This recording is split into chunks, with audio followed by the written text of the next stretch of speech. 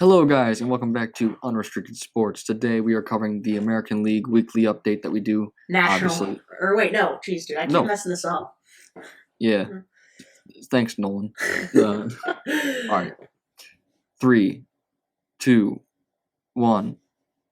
Hello, guys, and welcome back to Unrestricted Sports. Today we are covering the AL weekly update that we do, obviously, every week. Before we get into it today, guys, make sure you like, comment, and subscribe. Really just help out the channel. And yeah, we're gonna get right into it.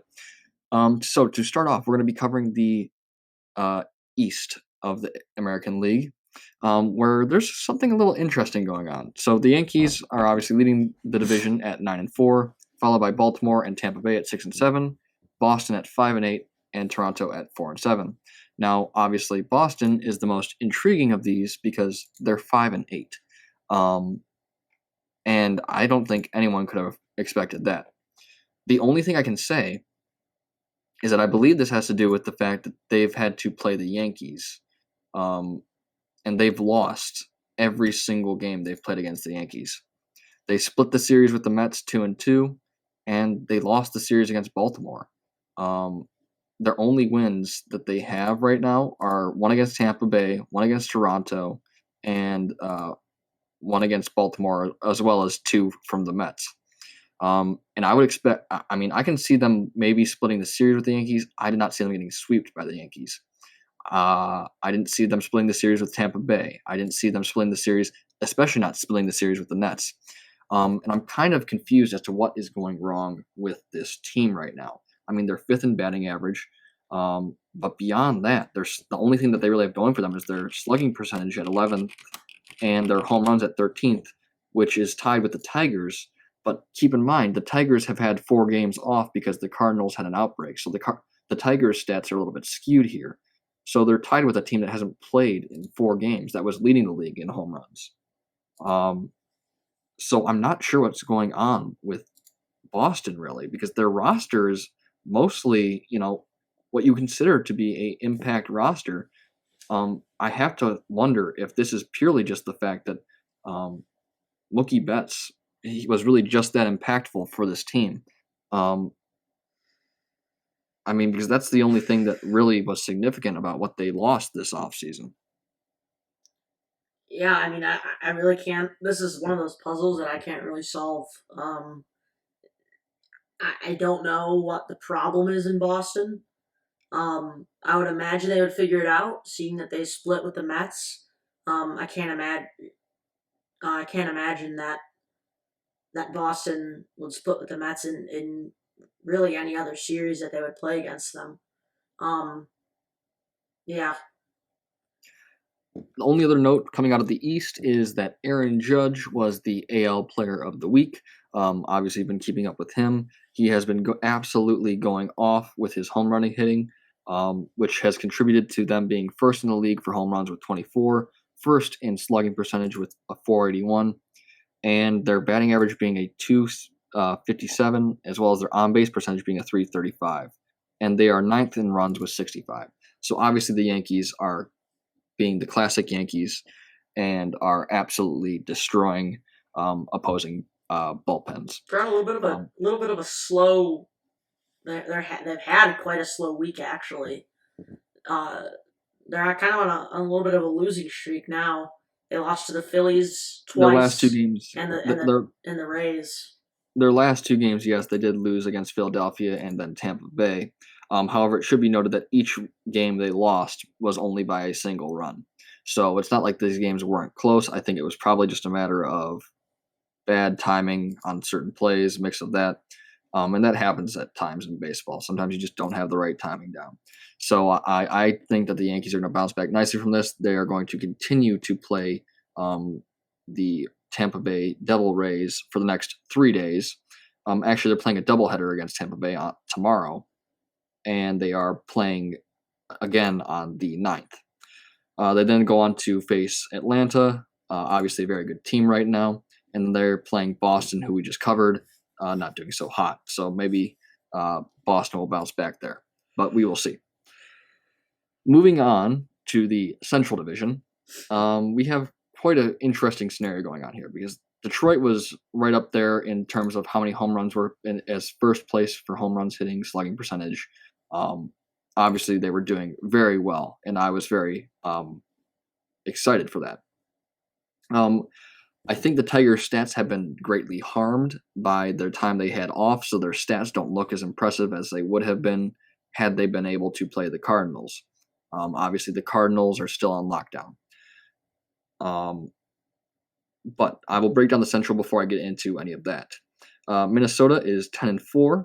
Obviously, not a bad record at all.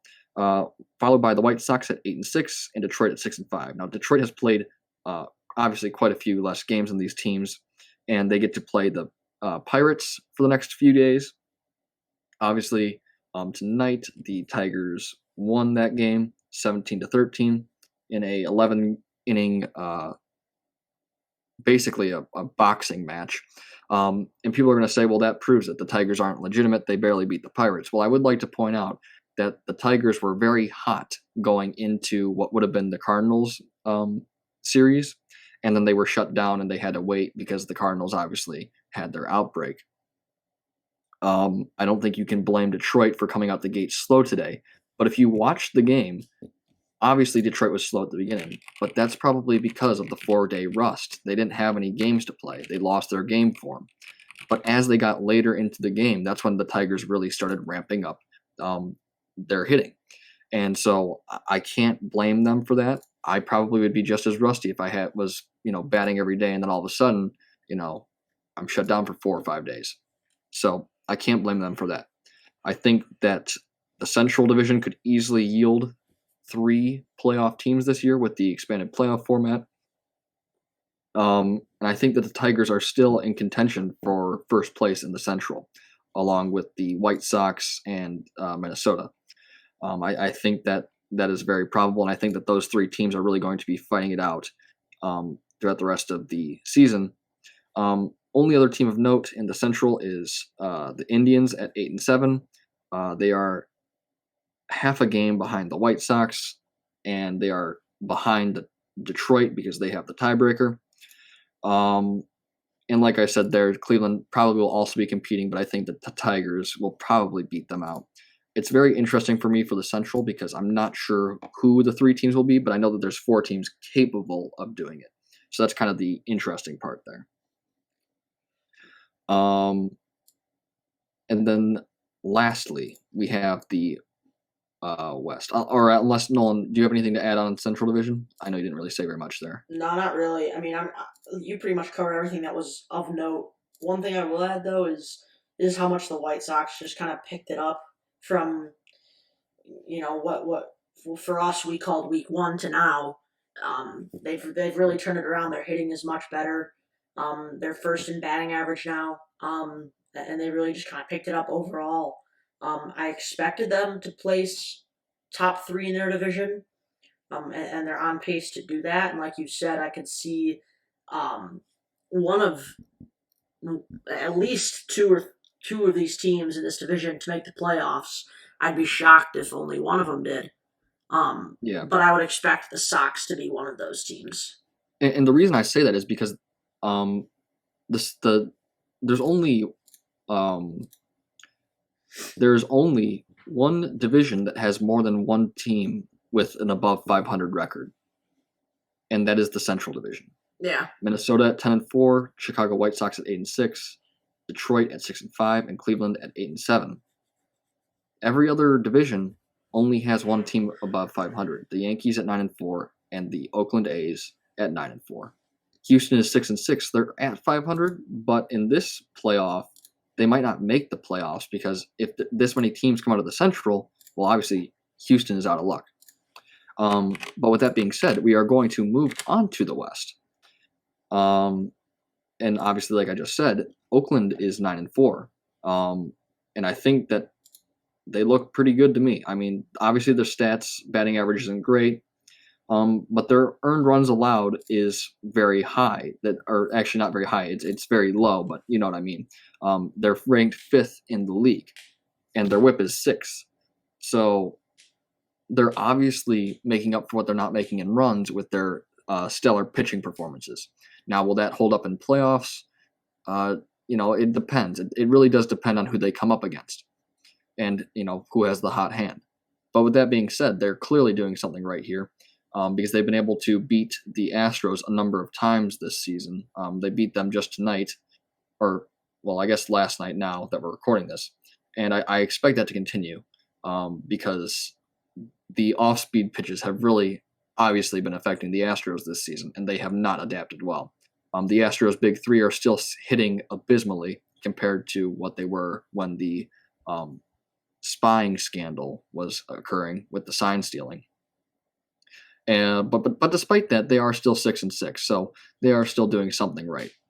And they only lost tonight 3-2. But with that being said, in this American League, even with the expanded playoffs, there's just going to be a lot of teams coming out of the Central. And Houston is not beating – Houston has a worse record than Cleveland, Detroit, and the White Sox. If the season ended today, Houston would be the odd one out. They would be the ones not making a playoff spot. It would be the A's, the Twins. I can pull this up right now, actually. The AL leaders are Minnesota, Yankees, and Oakland. The wild card spots would go to the White Sox, Detroit, and Cleveland. Houston would be half a game behind. So if the season ended today, if Houston doesn't pick up their game, they'll be out of luck. So that's definitely interesting as well. Besides that, in the West, there's nothing really of note going on. The Angels are 5-9, Texas is 4-8, and Seattle is 5-10. I guess the one notable thing of note that you can make from the West is that the Angels, obviously, Trout has been going off since his son was born, and that was something of note. But despite that, even with all of that, even though they're second in home runs and seventh in runs and 15th in slugging percentage, everything else isn't really great, and they've been sliding in a division that's just much more competitive. Or really, I should say unbalanced, because the Astros and Oakland are still the dominant forces in the division, even if Houston wouldn't make the playoffs right now. Yeah. Nolan, do you have anything to add to that? Not really. I mean, you kind of covered it for every team. I think Houston definitely has to pick it up if they want to at least get a wild card spot. Because I don't see the Athletics slowing down, unless their pitching kind of suffers a little bit. The only other thing I can really think about for that division is that really is interesting, though. What? That if the season ended today, the Astros would make it. Well, yes, that the Astros wouldn't make it, but then also that the Central Division for the American League, 4 teams in that playoff, 4 teams would be from the Central Division. Wait, the Indians made it? Yeah, it would be Minnesota. It would be Minnesota, the White Sox, Detroit, and Cleveland. Damn. 4 teams. Yeah, I mean, I could definitely see a scenario where this is extremely bold of me to say, but I could definitely see a scenario in which all 4 of those teams could win a World Series this year. I'm not saying that's probable, because I definitely don't see. But I definitely don't see the White Sox, Detroit, or Cleveland really being able to beat these powerhouse teams in the Yankees, Athletics, Twins, and then when it comes to World Series, Cubs, Dodgers, yada yada yada. But it is relatively impressive to see how strong the AL Central is in comparison to the West and East. Yeah, definitely. Because it's not like this is just a trend in the AL. The NL West has a similar situation, with only 3 teams in the Padres, Dodgers, and Rockies. But I definitely think it's interesting. I'm not going to say that the Astros aren't doing well because they're not cheating anymore, but I think it's I think it's a little funny how it comes out and then this happens. Yeah. Besides that, the only thing of note that you could really make for the Central Division is that obviously these teams have yet to start playing each other very much. I mean, I know for Detroit alone, they've only played like one divisional rival in Kansas City, and then besides that, they haven't played anyone from our division. That's pretty much the same for most teams in the Central right now. Most teams have only played one series against one other team from the division. So, I mean, and most of them played against Kansas City, and Kansas City obviously is not very good this year. But with all that being said, these teams haven't played each other yet. So I think once these teams start playing each other inside the Central, they will start to shake themselves out. But that's pretty much it for today's episode, guys. We did cover pretty much everything there is to cover in the American League. And make sure you like, comment, and subscribe. Like I said at the beginning of the video, it obviously helps us out a lot. And we will see you guys next time.